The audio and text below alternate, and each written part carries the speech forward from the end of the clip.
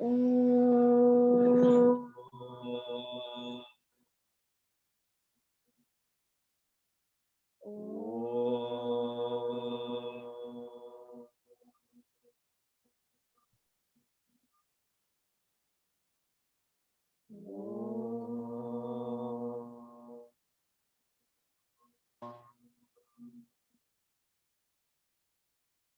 Om Sai Ishwaraya Vidmahe Satyadevaya Dhimahi Tannah Sarva Prachodayat.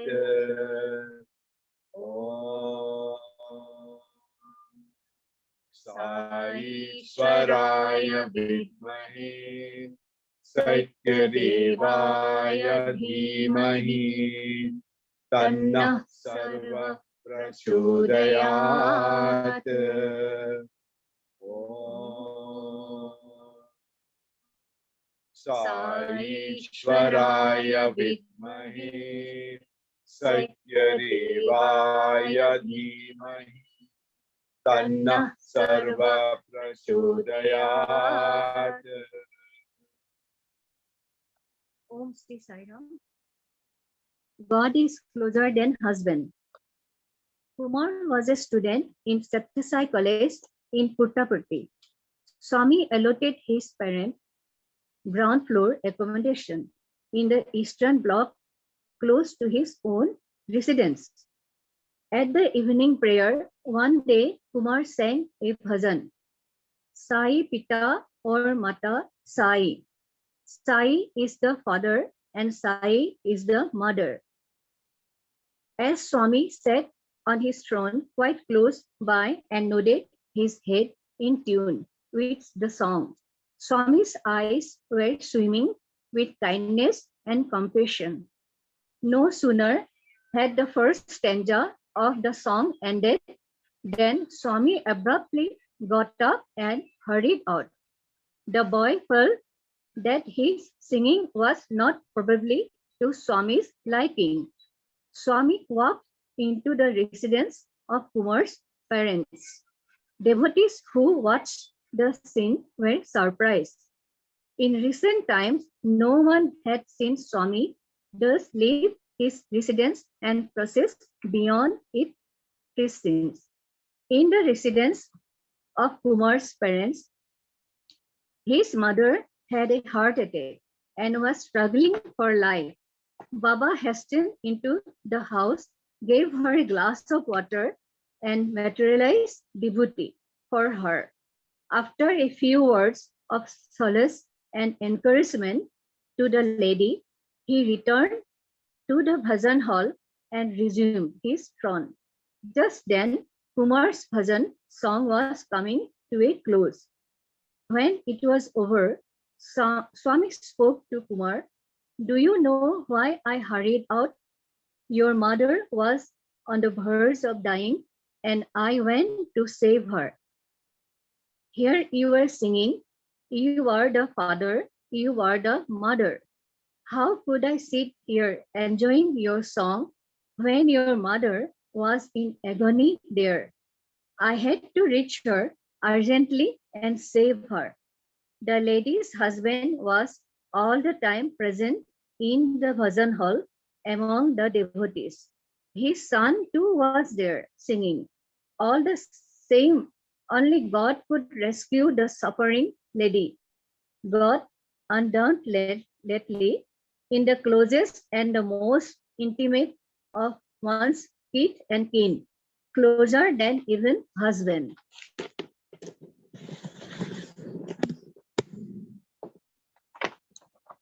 God is closer than mother. Swami was to give a discourse in the SAP Kalyana Mandapam marriage hall in Madras, now known as Chennai. Thousands of eager devotees gathered to have his darshan and to hear his inspiring words. His divine form filled them with bliss. After darshan, Swami spoke in Telugu. Chittur Naggaya, the celebrated actor and devotee of Swami, was standing by Swami and translating his discourse into Tamil. The audience was spellbound. They were imbibing the honey-sweet speech, avidly savoring every drop of it. They forgot themselves in happiness at hearing the divine words of their beloved Bhagavan. Suddenly, a small baby, barely a year old, and lying in his mother's lap, began to wail loudly. The audience was distracted. Their engrossing spell of bliss was ruined. All eyes turned towards the crying baby who was the cause of the disturbance. A few seconds passed. Everyone saw Swami on the dais gently smiling. He extended his open palm towards the crying child in the Abhaya mode, a gesture denoting assurance of protection, but suddenly closed it into a tight fist.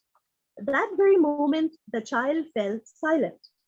None could gauge the reason why the baby suddenly started wailing and why he equally suddenly stopped crying. Swami extended the closed fist now towards Naggaya, opened it and said, "A small 25 paisa coin got stuck in that little baby's throat and I have removed it. Here it is." Sri Naggaya was completely overcome by emotions of surprise and happiness and immediately announced it over the microphone. The enraptured audience exploded into wild applause. Even though the little baby was right in her own lap, the poor mother did not know what had gone wrong with her child.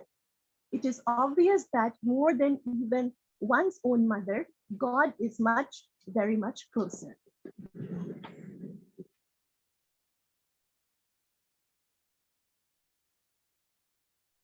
Om Sri Sai Ram. This is Shekhar. Suicide averted. A young man was employed as an accountant in a firm in Calcutta, now known as Kolkata. His mother was Swami's devotee, but he did not share her faith.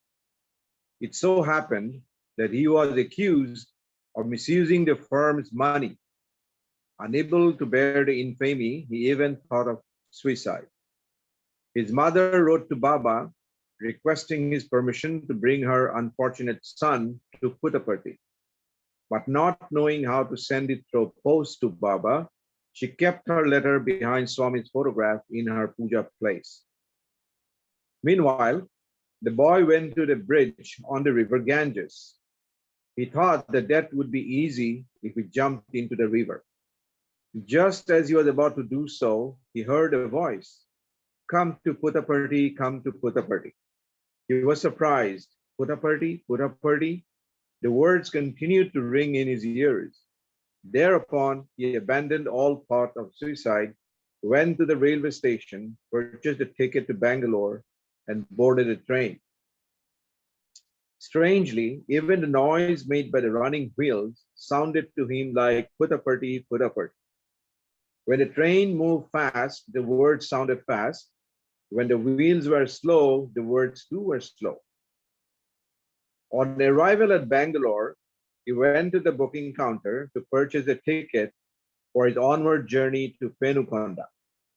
The man at the counter knew that if any person asked for a ticket to Penukonda, he would most probably be heading for Swami's darshan. So he asked the young man, "Are you going to have Sai Baba's darshan?" When he answered in the affirmative, he was informed that Baba was presently right there in Vrindavan in Whitefield in Bangalore. The young man stood there somewhat hesitantly, but the words Puttaparthi, Puttaparthi once again began ringing in his ears. So he yielded to the call and asked for a ticket to Penukonda. In those days, to reach Penukonda from Penukonda, to reach Puttaparthi from Penukonda, one had to cover several miles on foot. Even as the young man proceeded on the arduous way on foot, the words Puttaparthi, Puttaparthi never ceased to ring in his ears. He finally reached Puttaparthi at 8 p.m. and discovered that just an hour earlier, that is at 7 p.m., Baba had arrived at Puttaparthi. At the time, summer training classes were about to commence at Vrindavan in Bangalore. In spite of that, no one knew why Baba had suddenly returned to Puttaparthi. When the devotees inquired on this point, Baba explained, students who would be arriving at Brindavan for the summer classes have to be fed. I have come here to collect rice and to take it to Brindavan. Next morning, during the public audience, Swami came close to the young man and addressed him. Hey, Calcutta, come in. In the interview room, Baba referred to the accusation against him in his office and told him not to get upset about it. He encouraged him and dissuaded him from putting an end to his life. He also told him to stay in Puttaparthi for 9 days before returning to Calcutta. In due course, the man went back to his job. He was thus saved by Baba in response to his mother's prayer, which she could not even send to him by post. His boundless compassion. Bhagwan Sri Satya Sai was once traveling by car from Bangalore to Puttaparthi. One of his students was driving the vehicle. Other cars with groups of devotees were following Swami's car. The ground was stony and rough, the terrain hilly, desolate, and silent. A long cobra was crossing the path. The student driver of Baba's car noticed it from a distance.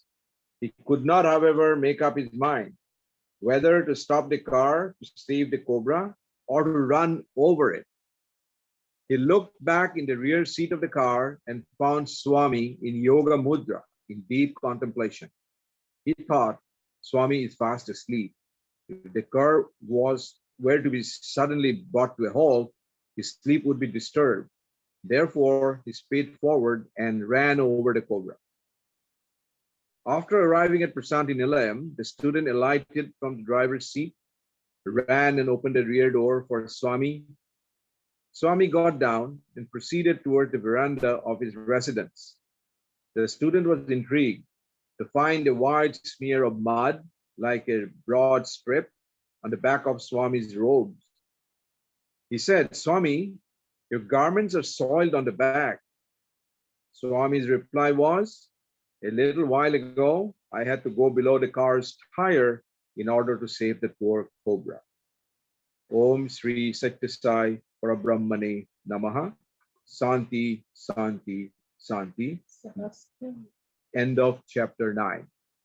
Samasta loka sukhina bhavantu. Samasta loka sukhina bhavantu. Samasta loka sukhina bhavantu. Saram, chapter 10. The Master of Time, Om Kala Swarupaya Namaha. Past is past, it can't be recalled. Future you are not sure of. The given moment is now, present. This present is omnipresent. Baba. Several years ago, a lady called Sakama lived in Prasanthi Nilayam. One day she questioned Baba, Swami, in the battlefield at Kurukshetra, the Kauravas ranged enormously forces fully armed and ready to fight. In such a situation, how is it possible for Bhagavan Sri Krishna to recite to Arjuna the Bhagavad Gita consisting of as many as 700 slokas? As Krishna took his own time and Arjuna listened, ignoring the enemy's threat, how did the enemy keep quiet? Swami did not answer her question then and there. That evening, Swami, along with several of his devotees, went as usual to spend time on the sands of Chitravati. The devotees sat around Swami.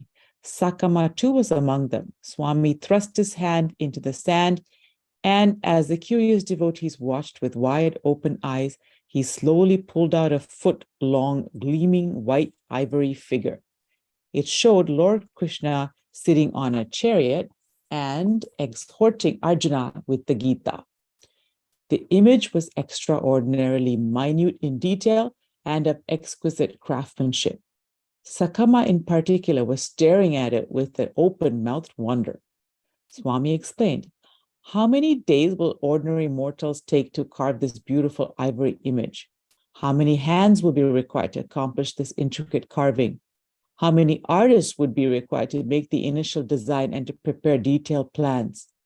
But do you see how it has materialized in all its splendor just in a trice, the moment Swami wills it to be? If God has the will, he can dominate time and control it. What would take several months for man, I have abridged into just a moment. In like manner, it is also possible to elongate time by the divine will. On the day I gave the Gita to Arjuna in battlefield, I created in his mind all the time needed. I also abridged it to a few moments for the rest of the troops on the field. Time is within the complete control of Sri Satya Sai. He can abridge it and also elongate it at his divine will. He abridges time. Here is an instance where a period of several years was abridged by Swami into just an hour. There was a Christian student in Colombo, Sri Lanka. He came to India for college education and got himself enrolled in the Madras Christian College, Madras in Chennai. One day, he went to the Sri Ramakrishna mission. He was very much attracted by the image of goddess Kali, which Sri Ramakrishna Paramahansa had worshipped. Gradually, he became a devotee of goddess Kali. He received initiation. He would meditate deep and long on the Devi mantra. Eventually, he reached that stage when he would remain for hours and hours in samadhi, which is a spiritual trance, a state in which the meditator suspends connection between body and soul. Afterwards, he even converted to Hinduism and took to sannyas, renunciation. Sometime later, he traveled to Colombo to visit his mother. The poor lady moaned in grief on seeing her darling son in the garb of a Hindu sannyasi. She knew that her son would never think of marriage and reconciled herself to it. But she very much desired her son at least to give up his Hindu monk's dress and adopt that of a Christian father. The son declined to do so. He gave up his mother as well as possessions and returned to India, and in due course reached Puttaparthi. Swami invited him into the interview room. An hour passed. Suddenly, there was a loud cry from inside the room. "Oh, mother!" This was so loud that everyone gathered on the veranda outside could hear it. A little later, Swami opened the door of the room and out walked the Sakti devotee, bathed from top to toe in holy vibhuti. What transpired inside the interview room? It seems that after admitting him into the room, Swami materialized a big forest and directed the man to walk into it. The sannyasi just walked and walked and walked endlessly. Without stopping for rest, he walked on amidst huge trees for several days. He covered miles and miles and walked for decades and decades. Then suddenly Swami ordered him, "Stop, turn around and look behind." The sannyasi stopped, turned around, and stood transfixed. What did he see? The same goddess Kali, whom he had so ardently worshipped ever since childhood, was standing right in front of him in all splendor. For several years, the sannyasi had been wishing that he should remove himself to a remote forest to spend long years there in meditation.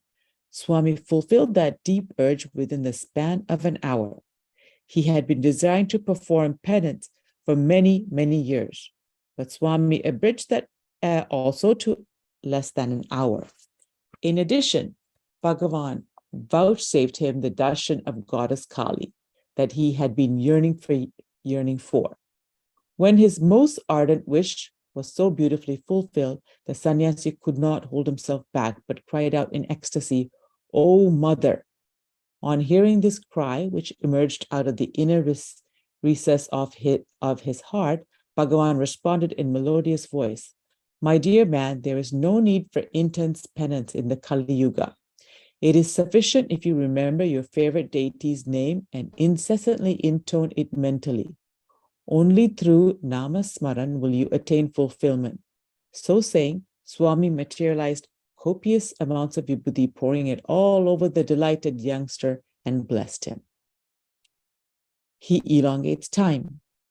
We now come to the incident when Bhagavan Sai Baba extended a time span of 30 days to 30 years. Lal Bahadur Shastri was the Prime Minister of India then. His personal assistant was Tyagaraj. When he had some health problem, he went to Bangalore for a medical checkup. After thoroughly examining him, the doctors diagnosed him as a cancer patient and declared his life expectancy to be just 3 months. They also told him, "Sir, if you do not mind, we have a suggestion. There is only one remedy for your disease, and that is to pray at the lotus feet of Bhagavan Sri Satya Sai Baba and request him to save you. There is no other way." Dr. S. Bhagavantam, Baba's devotee, is presently right here in this hospital. Swami is coming here tomorrow to visit him. You must avail of his excellent opportunity. But Tyagaraj declined the advice. He added, "I am the personal assistant to the Prime Minister of India. I do not need to fall at the feet of any Baba. I can afford to get proper medical treatment anywhere." He followed his own counsel and went here and there for medical help. After 2 months, he returned to the same hospital and got himself examined once again. Sure enough, doctors declared that he would live only for another month or so. Tyagaraj was now in a desperate hurry to reach Puttaparthi. As he waited for darshan, Swami approached him and said, "Cancer?" Poor Tyagaraj burst into tears and fell at Swami's lotus feet. Swami materialized vibhuti, placed it in his hand, and told him to eat it. This was done for 3 consecutive days. On the 3rd day, Bhagavan Sri Satya Sai Baba said, "Cancer is cancelled." Needless to add, subsequent medical tests confirmed no trace of cancer on Tyagaraj. This incident happened 30 years ago. Tyagaraj served in the office of Sanatana Sarathi in Prashanti Nilayam until recently. Presently, he is doing service in the canteen in Prashanti Nilayam, savoring the unbounded benevolence of Swami. The extraordinary case of Tyagaraj demonstrates Bhagavan Sai's divine power of elongating a 30-day period into in a span of 30 days. Time, Kala, is totally in Bhagavan's control and command. That is why in the Satya Sai Astotra Sahasra Namavali, the 100,008 attributes and names by which he is worshipped, ritualistically, we find him addressed as Kalaya Namaha, Kala Kalaya Namaha, Kalantakaya Namaha, Kala Swarupaya Namaha. Salutations to him who is time, who regulates time, who destroys time, who is the very embodiment of time. Sairam. Time and space bind me not. Baba was once on a visit to Venkatagiri. He was about to return to Puttaparthi. An old lady, ordinary resident of Prashanti Nilayam, was at the time in her native village, by name Vayalpadu, situated on the Venkatagiri Puttaparthi road. So she thought she would pray to Swami to break journey of Valalpadu and visit her home. She ascertained the day of Swami's departure from Venkatagiri. On that day, she stood by the road, waiting patiently for Swami's car. She also persuaded other villagers to keep day and night vigil at that spot, but the car made no appearance. Then she came to know that Swami had meanwhile reached Prashanti Nilayam. Deeply disappointed, she too returned to Puttaparthi. She found Swami in the veranda of his upper floor residence talking to some persons on the ground. She pushed herself forward and without stopping for breath, asked loudly, "Swami, our villagers and I stood on the wayside near Vayalpadu waiting for you. We kept day and night vigil. When did your car pass by our village? How did you arrive here?" Amused at her excited manner, Baba burst into laughter. Everybody was looking up at Swami, but suddenly they heard his laughter just by their side. Swami was standing by their side, still laughing. There was no Swami in the veranda high above. None could understand how and when Swami came down from the upper floor to the ground. Swami told the old lady, "Look, you have seen how I have come down from the upper floor to the ground below. If I can do this, could I not, together with my car, arrive here right by your village, unseen by any of you?" Aneka, Roopa, Roopaya, assuming numerous forms. Baba was in Kodaikanal with his devotees. Suddenly he jumped out of his bed, stood and shouted, "Don't fire." As he said so, he fell on the bed. The body stiffened. Apparently, he had left his physical body. After an hour or so, the body moved. Baba opened his eyes, dictated an endless address in Bhopal, and directed that an express telegram be sent there stating, "Don't worry, the revolver is with me." Baba, Swami Satitananda pleaded, "Swami, post office staff will not accept the telegram if we mention the word revolver in the message. If we change it to instrument, they will not object." Swami agreed, and the modified telegram was duly dispatched. But the devotees could not make head or tail of the mysterious incident. A letter arrived from Bhopal 4 days later. Baba gave it to the devotees. On reading it, they were filled with surprise as well as happiness. What has exactly happened? There was a military officer in Bhopal who had served in the Second World War and distinguished himself. Despite this, he was not given due position in the statewide development programs underway because pressures were being preferred to all hands. Frustrated, he developed utter distaste for life. Added to this, his wife happened to be away in her parental home. There was no one who could console and give wise counsel and get him out of depression.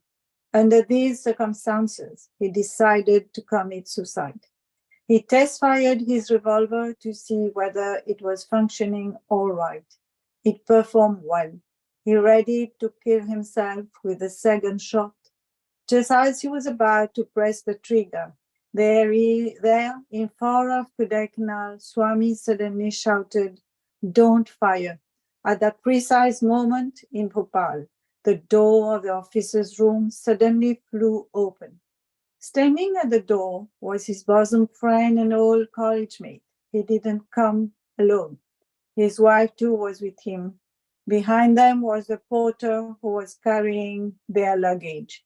As soon as the officer saw them, he ran into his inner room, hid the revolver somewhere, and came out smiling to welcome the guest. The guest amused his old friend, officer, with cheerful conversation. He recalled several happy events in the college life. He revived pleasant memories of the carefree company they shared while in college long years ago. He was quite vocal and entertaining. The lady also joined in and added to their joviality. The warmth and friendliness of the visitors soon drove away the officer's misery and restored his mental equanimity. The visitors soon noticed that the officer's wife was away, so they said that they wished to go to another friend's house. They also incidentally mentioned the other friend's address where they were planning to proceed. The officer tried to persuade them to stay on, but they excused themselves. Promising to come and stay on their next visit to Bhopal, they took leave of the officer. The officer now searched for the revolver hurriedly hidden in a little while earlier. It was not found despite a thorough search. Suddenly, he remembered Satya Sai Baba. Some time back, he had gone to Puttaparthi and had Swami's darshan. His wife was a devout follower of Baba, so he concluded that this was all Baba's Leela.